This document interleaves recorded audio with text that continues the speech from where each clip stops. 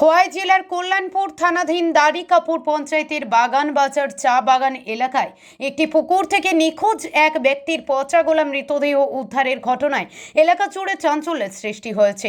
মৃত ব্যক্তির নাম সঞ্জিত তাঁতি, বয়স 47। তিনি ওই এলাকার বাসিন্দা এবং তার পিতার নাম শচীন্দ্র তাঁতি। স্থানীয় সূত্রে জানা যায়, বাগান বাজার চা বাগান এলাকার একটি পুকুরে ভাসমান অবস্থায় একটি পচা গলা মৃতদেহ দেখতে পেয়ে এলাকাবাসী কল্যাণপুর থানার পুলিশকে খবর দেন। ঘটনাস্থলে পৌঁছে পুলিশ মৃতদেহ উদ্ধার করে। পরে তদন্তে মৃতদেহটির পরিচয় নিশ্চিত করা হয়। জানা গেছে, সঞ্জিত তাঁতি গত 4 থেকে 5 দিন ধরে নিখোঁজ ছিলেন। মৃতের ছোট ভাই জানান, সঞ্জিত তাঁতি মানসিক ভারসাম্যহীনতার কারণে প্রায়ই বাড়ির বাইরে ঘুরে বেড়াতেন। তবে কিভাবে তার মৃত্যু হয়েছে তা এখনও স্পষ্ট নয়। পুলিশ মৃতদেহ উদ্ধার করে ময়নাতদন্তের জন্য হাসপাতালের মর্গে পাঠিয়েছে।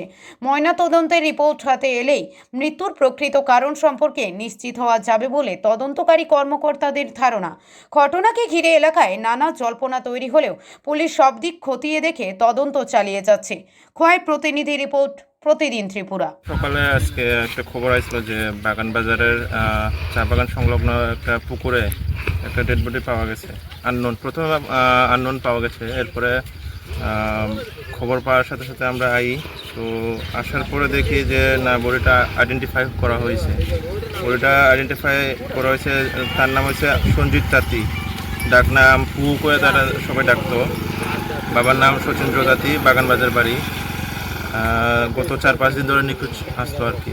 তো আমরা ঘটনাস্থলে আসার পর বডিটা দেখি, দেখা যায় অনেক পচা গলা অবস্থায় পুকুরে পড়ে রয়েছে এটা।